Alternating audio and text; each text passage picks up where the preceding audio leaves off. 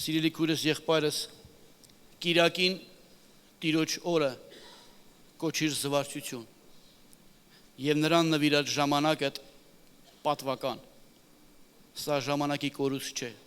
պատվական համարիր։ Տերը որ ժամանակ տվե մեզ, ժամանակից մենք պատվում ենք նրան։ Փառք Աստծուն սրա համար։ Ես էլ Ալեքսան եղբոր նման արդեն երիտասարդ ծեր եմ։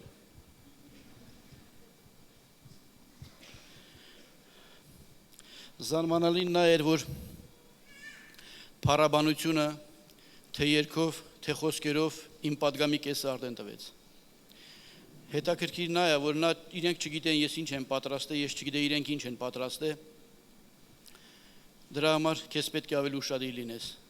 եթե երկուսին էլ նույն ուղղությամբ էր տանում։ Թող Տերը տա լսողական չէ։ Տերն ասաց. ահա ես ձեզ հետ եմ ամեն օր մինչև աշխարհիս վերջը։ Աշխարհի վերջը դեռ չի եկել, Տերը իր խոստմունքին համաձայն մեր հետ է։ Նա նաև ասեց, որ աշխարհում նեղություն կունենաք, բայց քաջացեք, ես հաղթել եմ աշխարհին։ Հոբի թուղթ 14-րդ գլխի առաջին համարում ասում էր. կենկանից ծնված մարդը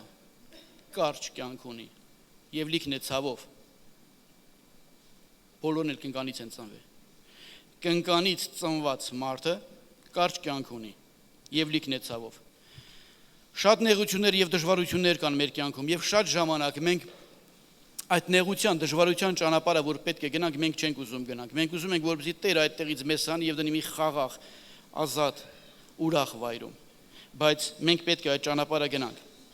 Նա խոստացավ, որ այդ դժվարությունների, նեղությունների մեջ ինքը մեր հետ կլինի, ինչպես փառաբանությունն ասում էր։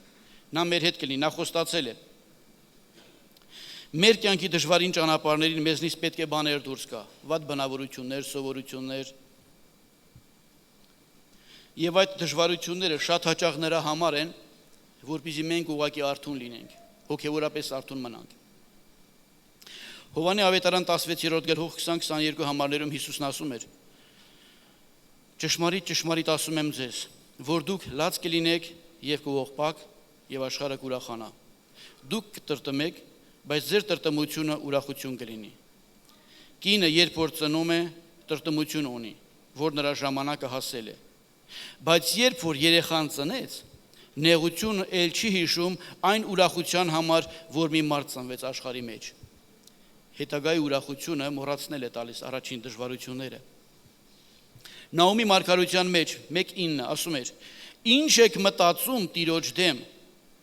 վերջ տվողը նա է։ Նեղությունը երկու անգամ վերջի կենալ։ Երկու անգամ վերջի կենալ նեղությունը, վերջ տվողը Տերը ինքն է։ Եթե մենք միայն այս կյանքի համար ունենք հույս Քրիստոսի վրա, մենք ավելի ողորմելի ենք։ Միայն այս կյանքով ապրել դա կարճատեսություն է։ Մենք պետք է տեսնենք այս ժամանակավոր նեղություններից, դժվարություններից այն կողմը, որտեղ հավիտենական փառքն է, որտեղ հավիտենական կյանքն է, հավիտենական խաղաղությունն, ուրախությունն է։ Մենք մեր խնդրեմը կայանում է նրան, որ մենք ավելի շատ ոնց որ շեշտը դնում ենք այս կյանքի վրա։ Այստեղի պակասությունները նյութի վրա, նյութապաշտության վրա, շատ ենք շեշտ դնում դրա վրա։ Ինչու պետք է այս աշխարհում հաճախ մենք տառապենք, տանջվենք։ Ինչու։ Ոմանք ուղղակի ցանում են այն, հնձում են այն, ինչ ցանել են։ Բայց ինչի քրիստոնյաները այդքան շատ պետք է տառապեն։ Առաջինը, որպեսզի մարդկային մակերեսային հավատքից վեր բարձրանանք, ավելի աճենք։ Մակերեսայինից։ Դավիթը, երբ որ օծվեց, սկսեց նրա դժվարությունները։ Հովիվ էր, հոր ոչխարներ էր արածեցնում, իր քնարով, հանգիստ, խաղաղ, կանչեցին, թագավոր են գոցում, յուղը լցեցին գլխին ու սկսվավ նրա խնդիրները։ Հետաքրքիր է գրված է, որ երբ որ օծեցին, այդ օրվանից Տիրոջ հոգին եկավ նրա վրա։ Մի կողմը նայենք, եթե Տիրոջ հոգին եկավ նրա վրա, ինչու այդքան դժվարություններ նա տեսավ։ Մենք մտածում ենք, երբ որ գալիս է օծությունը, մեր կյանքում ամեն բան պետք է հարթ լինի։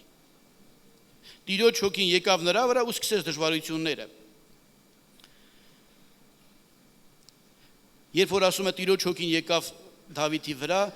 մի քիչ ներքև այդ հատվածում գրված է, որ Տիրոջ հոգին հեռացավ Սավուղից։ Եվ Տիրոջ կողմանի մի չար հոգի նեղում էր նրան։ Տեսնում եք ինչքան կարևոր է որպեսզի դու պահես օծությունը, որպեսզի Տիրոջ հոգին միշտ քո հետ լինի։ Երբ որ Տիրոջ հոգին քո հետ քեզանից կգնա կհեռանա, կգա ուրիշ հոգի, որում դու խնդրեմ կունենաս։ Ինչու համար շատ-շատերը մեր մեջ ունեն մեծ դժվարություններ ու խնդիրներ։ Ինչու համար։ Ամեն բան արա որպեսզի Տիրոջ հոգին քո վրա մնա։ Դավիթը 51-րդ Սաղմոսում ասում էր. միայն քո հոգին ինձնից վեր մի առնիր քո հոգին ինձ, հասկացել էր։ Գիտեր, երբ որ Սավուղից Տիրոջ հոգին գնաց, ինչ էր կատարում Սավուղի հետ։ Ինչու երբ որ Տիրոջ հոգին եկավ նրա վրա դժվարությունները սկսեցին։ Հիշում եք, երբ որ Հիսուսը մկրտվեց անապատում Հովանես Մկրտիչի կողմից, ջրի մկրտությունը, մկրտվելուց հետո գրված է հոգիով առաջնորդվեց անապատ, 40 օր փորձվելու, հոգիով Տիրոջ հոգին երբ որ եկավ։ Կարևորը այն չէ, թե դու դժվարությունների մեջ ես, թե նեղությունների մեջ ես, կարևորը այն է, որ Տիրոջ հոգին քո հետ լինի։ Որտեղ ուզում ես եղի,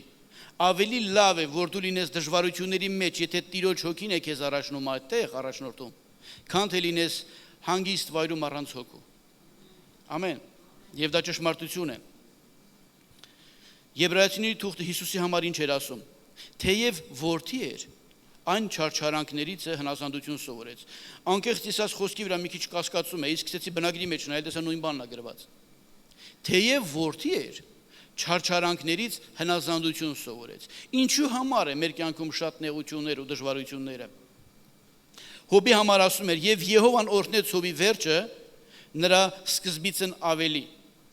Ինչու հետո օրհնեց։ Իսկ ինչերի միջով անցավ Հոբը, մինչև հասավ այդ վերջին։ Ինչերի միջով անցավ։ 10 երեխան մի օրում մահացավ, 10 երեխան, մենք անգամ մտածել չենք ուզի այդ մասին, հարուստ էր, կարողությունը մի օրում ամբողջությամբ, չկա ոչ մի բան, ինչերի միջով անցավ դա, նախանձելի էր, հետաքրքիր է, բոլորը մահացան մտածում եմ, ինչ երկինը մնաց է, ոնց որ սատանայի դելեգատ, եկավ ասեց, կատարելությունը բռնե նստել ես, անիցի օրտյա, անիցի հայհոյի աստունը մահացի, հիմար կանանցից մեկի նման ես խոսում, որդիները զավակները գնացել են, մնացել էր կողքին կինը, որ ասուց հեռու էր, ասուն չէր ճանաչում։ Հոբը չգիտեր իր մասին ինչ խոսակցություն է գնացել երկնքում, որովհետև Հոբը աստվածաշունչ չուներ, բայց մենք գիտենք։ Մենք հիմա գիտենք, դու չգիտես հիմա, դու պետք է իմանաս օրինակը նայելով Հոբի, քո համար ինչ խոսակցություն է գնացել, ինչի համար է քո այդ դժվարությունները, ինչ խոսակցություն է գնացել ասու սատանայի մեջ։ Հասկանում եք։ Հոբը դա չգիտեր։ Մեկն ասում էր Հոբը փրկեց Աստծո անունը։ Ես զարմանում եմ, Հոբը ոնց կարող է փրկել Աստծո անունը։ Բայց արեք տեսեք, որ այո, դժվարություններին տված պատասխանը։ Նա երկրպագեց եւ ասեց Տերը տվեց, Տերն էլ տարավ։ Օրհնյալ լինի Տիրոջ անունը։ Սատանան ամեն բան անում է, որպեսզի դու հայհոյես Աստծուն։ Օրինակը գրված է հենց Հոբի թղթում։ Մի հատ նրա ստացվածքին կպի, տես հլը չի հայհոյում քեզ արդյոք։ Այդպես չէր ասում Սատանան։ Ես չգիտեմ հիմա քո առողջությանը, քո երեխային, քո շորերին, քո ինչին աշխատանքին, մի հատ էլ կպի տես չի հայոյում։ Արթուն պետք է լինենք։ Նեղությունների մեջ էլ պարծենում ենք, Հռոմեացիների թուղթն ասում, գիտենալով, որ նեղությունը համբերություն է գործում։ Նայեք ինչ էր ասում Ամբակումը, 3-րդ գլուխ 17-ից 19 համարներ, այդ հանրահայտ հատվածը։ Թեև թզեն ինչը ծաղկի եւ որդերի վրա բերք չլինի, ձիթենու արդյունքը ստե եւ արտերը կերակուր չտան, կտրվի ոչխարը փարախիցը եւ արջար չլինի գոմումը, սակայն ես Տերովը պիտի ցնցամ, պիտի իմ փրկության Աստծովն ուրախանամ, Տեր Եհովան իմ զորությունն է։ Դուք կարող եք պատկերացնել, մարդը ունի ոչխարի հոտ, ոնց որ Հոբինը վերացավ, մի օրում մի քանի հազար, մի օրում վերացավ ամբողջությամբ, եթե փարախից կտրվի ոչխարը, դա նրա կերակուրն է, ես Տերովը պիտի, բա ինչով ես ապրելու, ես Տերովը պիտի ցնցամ։ Արտեր ուներ ցանած։ Մի հատ երեխա լուցկին տվեց ու ամբողջությամբ այրվեց։ Ոնց ես ապրելու, ես Տերովը պիտի ցնցամ։ Սա հավատքը զորացած, աճած մարդի խոսքեր էր։ Ես Տերովը պետք է ցնցամ։ Տեր Եհովան իմ զորությունն է։ Մեր կյանքում դժվարություններին տված պատասխանն է որոշում, թե ով է Աստված, ով ես դու եւ ով է Սատանան, ինչպես որ Հոբը արեց։ Հոբի արածը դա մեծ հարված էր Սատանային։ Նա ոչ մի բանում երկրպագեց ուղակի։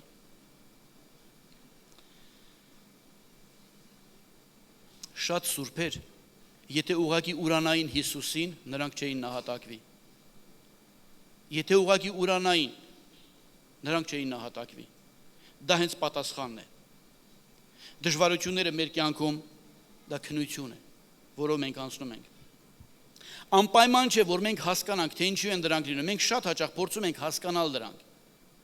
Անպայման չէ, մենք չենք էլ կարող հասկանանք։ Տիրոջը վստահիր։ Քո հասկացողությունդ մի վստահիր, Տիրոջը վստահիր ուղղակի, հանձնիր ամբողջությամբ Տիրոջը։ Եսայի մարգարեության մեջ ասում էր, որովհետև իմ խորհուրդները ձեր խորհուրդները չեն, եւ ձեր ճանապարհները իմ ճանապարհները չեն։ Հետաքրքիր է տարբերությունը, որ ասում էր, ինչքան որ երկինքը երկրից է բարձր, այնքան իմ խորհուրդները ձեր խորհուրդներից, ձեր ճանապարհները իմ ճանապարհներից։ Իսկ ինչքան է երկինքը երկրից բարձր։ Ոնց կարող ենք դա չափել։ Երկիրն իմացանք, երկինքի որ մասում պետք է դնենք, երբ որ չափենք այդ թելը։ Դուք տեսնում եք տարբերությունը, ինչքան որ երկինքը երկրից է բարձր։ Ուղղակի վստահիր նրան, պետք չի քեզ հասկանալ շատ բաներ։ Եթե Տերն ասում է, ուղղակի վստահիր նրան, մի փորձիր հասկանալ։ Բոլոր տառապանքներն ժամանակավոր են։ Փորձությունները եւ դժվարությունները մեր կյանքում Աստծո գործի մի մասն է։ Մի մասը, որով մենք անցնում ենք։ Պետրոսն ասում էր, թեև հիմա ինչպես որ հարկը պահանջում է, մի քիչ տրտմած եք, կերպ է փորձանքների մեջ, որ հավատքի փորձառությունը ավելի պատվական գտնվի, քան կորստյան ոսկին, որ կրակով է փորձվում։ Ինչի համար? Գովության, պատվի եւ փառքի համար Հիսուս Քրիստոսի հայտնությունումը։ Քո օգուտն է թե չէ այդ դժվարությունն ու նեղությունները։ Մենք պետք է հավատարիմ լինենք Աստծուն ամեն ժամանակ, թե լավ օրերին, թե վատ օրերին։ Տիրոջը պիտի օրհնեմ ամեն ժամանակ, Սաղմոս 34:1, ամեն ժամանակ, որտեղ որ քամիները ուժեղ են ան երկրում, ծառերը, արմատները ավելի խորն են գցում։ Եթե քամիներ կա քո կյանքում, Հիսուսի մեջ արմատները ավելի խորացրու։ Մաղաքիայի թուղթ 3:3 ասում է. Եվ նա նստելու է իբրև արծաթ հալեցնող, ով է նստելու? Տերը։ Եվ նա նստելու է իբրև արծաթ հալեցնող եւ մաքրող, եւ մաքրելու է Ղևիի որդկանցը, եւ զտելու է նրանց ոսկի եւ արծաթի պես, եւ նրանք կլինեն արդարությամբ ընծաններ մատուցանող Տիրոջ համար։ Ում է զտելու, ով է զտելու? Ղևիի որդկանցը, որպեսզի նրանք լինեն արդարությամբ ընծաններ մատուցանող, զտելու ինչպես արծաթն ու ոսկին, ինչպես են զտում արծաթն ու ոսկին։ Եսայի մարգարեության 13:12 ասում էր. Ես մարդուն մաքուր ոսկիից ավելի պատվական պետք է անեմ։ Իսկ Պետրոսն ասում էր, ոսկին կրակով է փորձվում։ Հեշտ բան չէ կրակով փորձված ոսկին։ Գործառակելոցում ասում էր, շատ նեղություններով պետք է մեզ մտնել երկնքի արքայությունը։ Շատ նեղություններով։ Նույն Եսայի մարգարեության 47-րդ գլխի 10 համարում ասում էր. Ես քեզ փորձեցի նեղության հալոցում։ Նեղության հալոցում ես քեզ փորձեցի։ Զաքարիան ասում էր. երրորդ մասը պիտի տանեմ կրակի մեջ եւ նրանց պիտի զտեմ, ինչպես արծաթն են զտում, եւ նրանց պիտի փորձեմ, ինչպես փորձում են ոսկին։ Արեք նայենք Օվսեն ինչ էր ասում։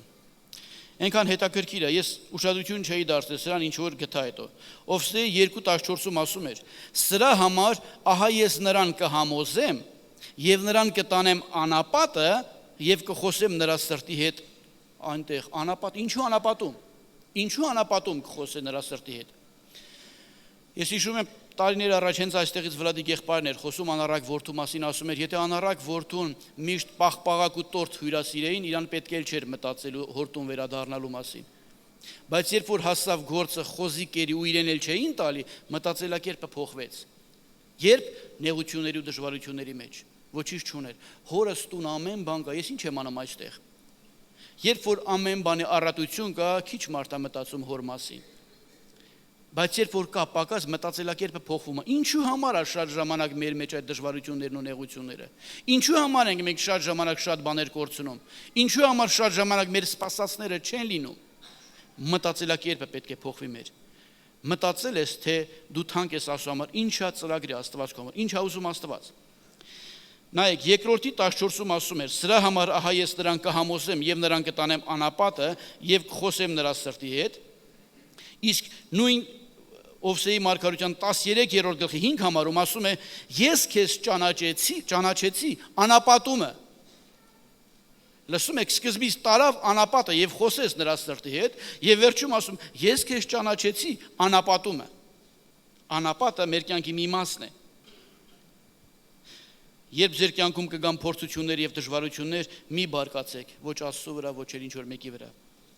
Թե ինչու են դրանք լինում, քննեք ձեր սիրտը եւ թույլ տվեք, որպեսզի Աստված մաքուրը անմաքուրից մաքրի, զատի։ Ուղղակի թույլ տվեք։ Մենք միայն ուզում ենք ունենալ այն, ինչը տեսնելով ցանկանում ենք մենք, բայց չգիտենք Աստծո ծրագիրը որն է։ Արդյոք Աստծո կամքն է դա, որպեսզի մենք դա ունենանք։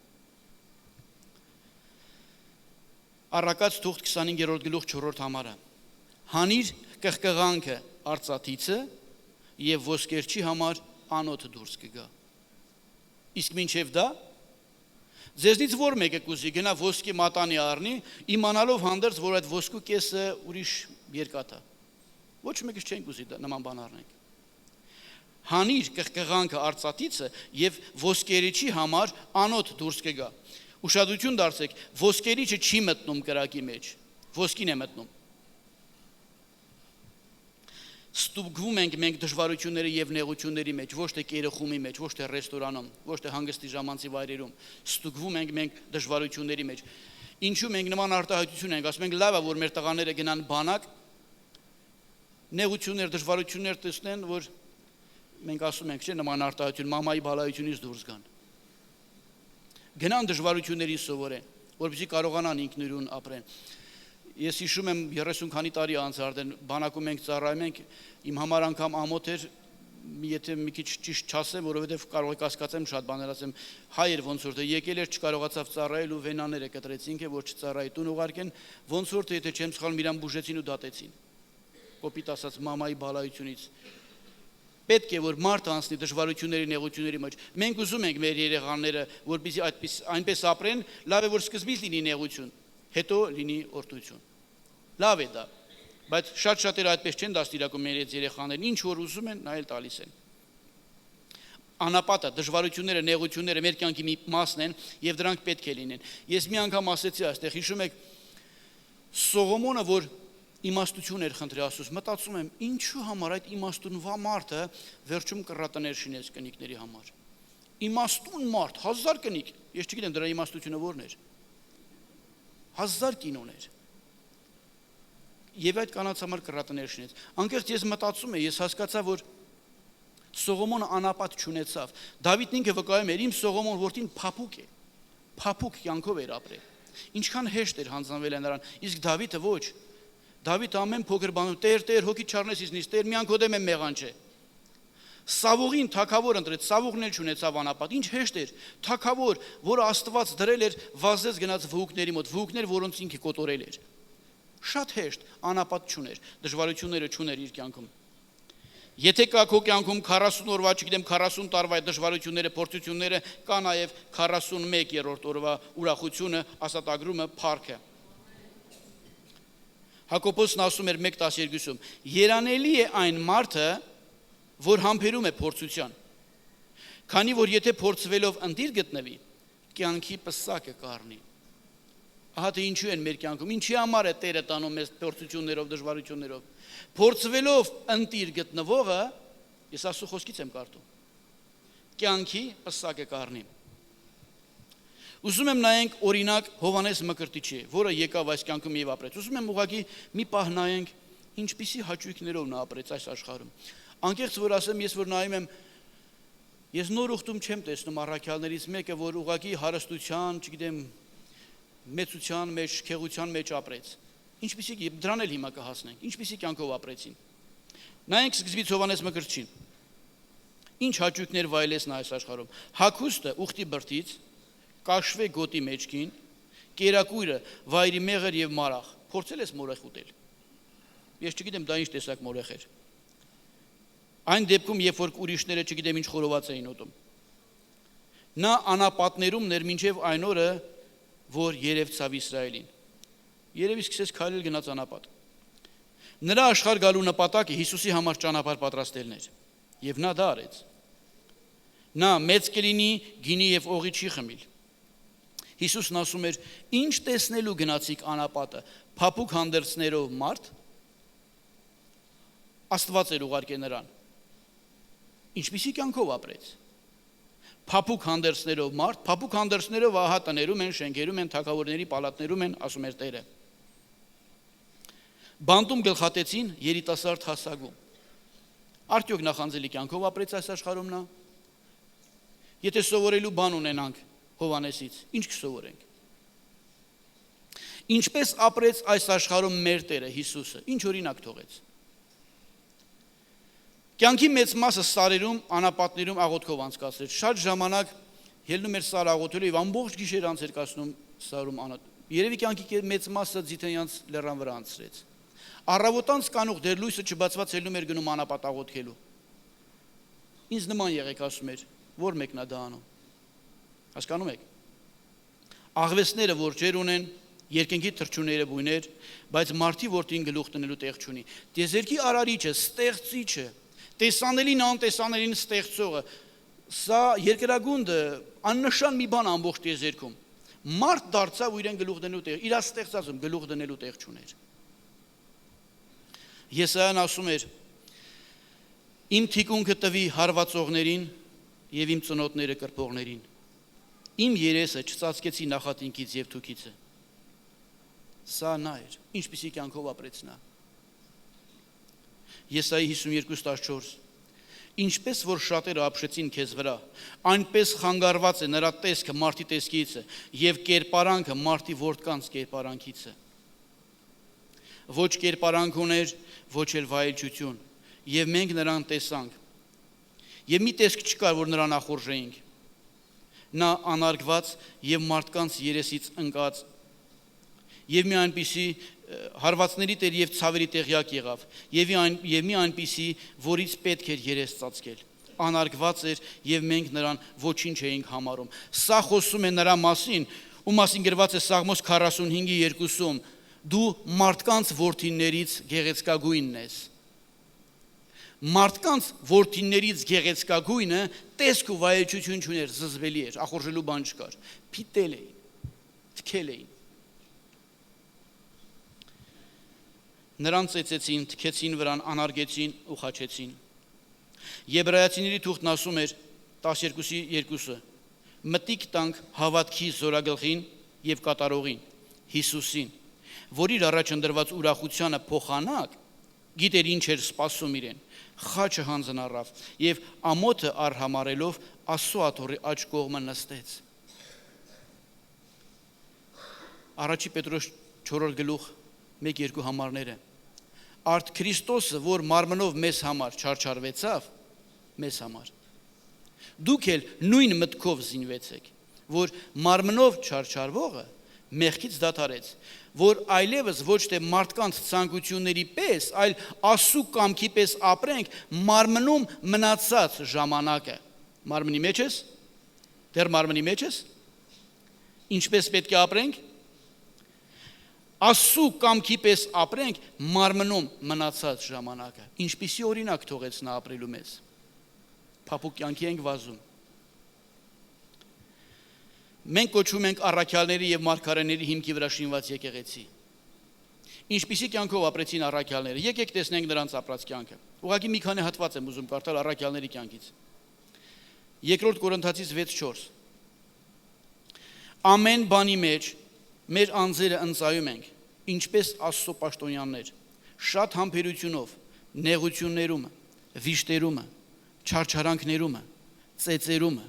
բանտերում, խռովություններում, աշխատանքներում, հսմունքներում, ծոմերում։ Նախանձելի կյանք է։ Պողոս առաքյալն ասում էր 2 Կորինթացիս 11:24 Հրեաներից 5 անգամ 40-ից 1 պակաս ծեծ ընդունեցի, որովհետև ասում են, եթե 40-ը խփեն կմահանա, այդ մեկը պակաս, 5 անգամ, 3 անգամ ձաղկով ծեծվեցա, 1 անգամ քարկոծվեցա, 3 անգամ նավակոց եղա, 1 ցերեկ ու գիշեր անդունդումը մնացի, շատ անգամ ճանապարհներում, գետերիցը վտանգներ, ավազակներիցը վտանգներ, ազգիցս վտանգներ, հեթանոսներից վտանգներ, քաղաքի մեջ վտանգներ, Անապատի մեջ վտանգներ, ծովի մեջ վտանգներ, սուտ եղբայրներից վտանգներ,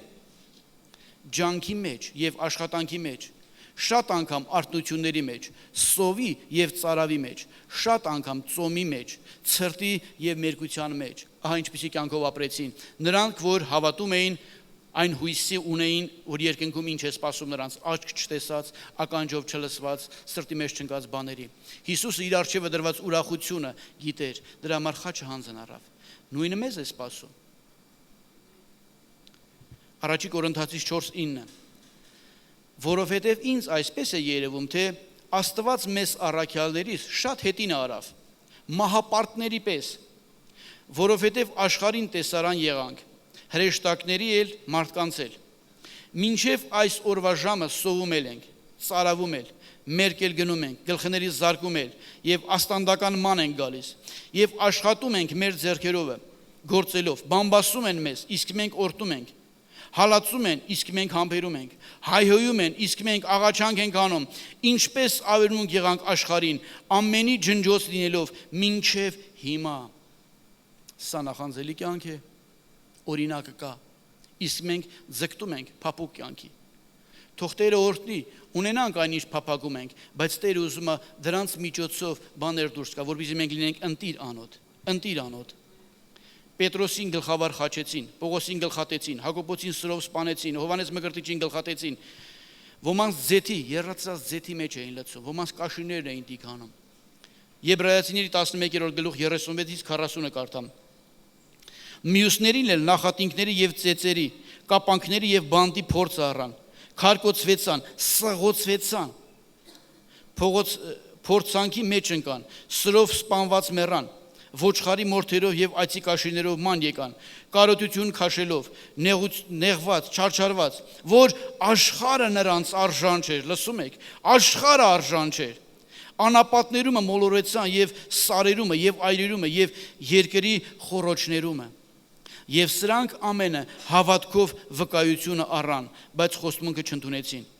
որովհետև Աստված մեզ համար ավելի լավ նախապատրաստեց, որ նրանք առանց մեզ չկատարվեն։ Մենք ունենք այդ նույն ճանապարհները, որ առաքյալները թողեցին, մենք գնում ենք այդ ճանապարհներով եւ այդ հետքերով։ Տիմոթեոսի թղթում Պողոս առաքյալն ասում էր. «Եվ ամենը, որ կամենում են Աստված պաշտությամբ ապրել Քրիստոս Հիսուսումը, հալածանք պիտի կրեն»։ Նեղությունը, հալածանքը պետք է լինի։ Ես ձեզ հետ եմ, բայց ասում էր։ Առաջի Պետրոս 2:21 Որովհետև դուք հենց այդ բանի մեջ էլ կանչվեցաք, որ Քրիստոսն էլ չարչարվեցավ եւ ձեզ օրինակ թողեց, որ նրա հետքերին հետևեք։ Օրինակը կա արդեն թողված, որպեսզի մենք նրա հետքերին հետևենք։ Ամեն։ Ես անցած անգամ ասեցի, եթե կարդացել եք, եթե չեք կարդացեք չարչարված Քրիստոսի համար գիրքը, երկնային մարդը գիրքը, տեսեք թե Քրիստոսի անունի համար ինչերով են անցնում մարդիկ։ Ես ասում եմ, երբ որ կարդում եմ, մտածում եմ, ու ես պետք է կանգնեմ այդ մարդկանց հետը բաժին, օրհնության ունենալու, հասկանում եք, ինչպիսի բաներով են անցնում նրանք։ Մեծահարուստ այս աշխարհը վայելեց, հիշում եք, իսկ աղքատ Ղազարոսը ոչ, հիմա նա այնտեղ տառապում էր, իսկ նա այնտեղ վայելում էր։ Մենք չենք կանչվել ուղղակի աշխարհը վայելելու, այլ Տիրոջ կամքը կատարելու։ Ես ուզում եմ ուղղակի կարճ համառոտ մոտավորապես ցույց տալ մեր 70-ից 80 տարվա կյանքը։ Պատկերացրեք, որ այս կետից պատվանդանի այն ծերը։ Ուղղակի պատկերացրեք, սա ծնունդն է, նա մահն է, սա սկիզբն է, նա վերջն է։ Մեր 70-ից 80 տարվա կյանքը ինչպես ենք մենք ապրում, անցնում։ Մեր աղաղակը Աստծուն եւ Աստծո պատասխանը իր խոսքով մեզ։ Սկսենք։ Ինչու ես ինձ թողել, Տեր, չեմ թողի քեզ եւ երեսից չեմ գցի։ Պատկերացրեք ամեն մի քայլես մի քանի տարի է, որպեսզի ես ինչ հասնեմ 70-80 տարի պետք է անցնի։ Ես հանգիստ չունեմ այս կյանքում, Տեր։ Բարձրալի ծածկոցի տակ բնակվողը ամենակարողի շուքի տակ է հանգստանում։ Շատ են իմ հոգսերը, Տեր, ձեր բոլոր հոգսերը նրա վրա գցեք, որովհետև նա հոգ է անում ձեր համար։ Ինչու չես ինձ պատասխանում, Տեր, կանչիր ինձ եւ ես քեզ պիտի պատասխանեմ։ Ինչու եմ այդքան ատելի Տեր, հավիտենական սիրով սիրում եմ քեզ։ Դժվար է իմ ճանապարհը։ Ես պիտի գնամ քո առաջից, խորտուբորտ տեղերը պիտի հավասարեցնեմ։ Երբ որ ջրերից անցնես, ես քեզ հետ եմ։ Եվ եթե գետերով նրանք քեզ չեն ողողիլ։ Երբ որ գնաս կրակի միջով չես այրվիլ։ Շատ են իմ նեղությունները, Տեր, աշխարհում նեղություն կունենաք, բայց քաջացեք, ես հաղթել եմ աշխարհին։ Դեռ ինչքան են մեզ հալածելու, Տեր, եթե ինձ հալածեցին, ձեզ էլ են հալածելու։ Ինչու ես ինձ մոռացել, Տեր, բայց ես քեզ չեմ մոռացել։ Ահա ես իմ ձեռքի մեջ եմ նկարագրել քեզ։ Դեռ ինչքան պիտի սայթակեմ, որովհետև 7 թանգան կընկնի արդարը եւ կկանգնի։ Ես հոգնել եմ, Տեր, նա է հոգնածին ուժ տվողը։ Ես վախենում եմ, Տեր, մի վախեցիր, ես քեզ հետ եմ։ Ինչ անեմ, որ այսքան պակասություն չքաշեմ, պատվիր Տիրոջը քո ստացվածքիցը եւ կլցվեն քո շտեմարանները։ Ես ամաչում եմ, Տեր, չեն ամաչիլ ինձ հուսացողները։ Էլ ուժ չունեմ, Տեր, Տիրոջը ապավինողները կնորոգվեն ուժով։ Էլ չեմ համբերում, Տեր, ուշադրություն դարձեք, ես արդեն հասել եմ վերջին, բայց ես չգիտեմ, որ արդեն հասել եմ։ Էլի սկսում եմ տրտնջալ։ Էլ չեմ համբերում, Տեր, որովհետև համբերություն է պետք ձեզ, որ Աստծու կամքն անելով խոստմունքն ստանաք, որովհետև միայն մի քիչ ժամանակ էլ եւ նա որ գալու է կգա եւ չի ուշանալ, բայց արդարը հավատքից կապրի։ Դեռ ինչքան պետք է լացեմ, Տեր, դադարեցրու ձայնդ լալուց եւ աչքերդ արտասունքից, որովհետեւ վարձ կա քո գործի համար, ասում է Տերը, եւ հույս կա քո ապագայի համար։ Օ Տեր, Տեր, վերջ։ Այսքան բան։ Ահա հանգիստը, ահա վերջ, ահա խաղաղությունը, ահա լույսը, ահա ուրախությունը, ահա վերջը, որ հասանք։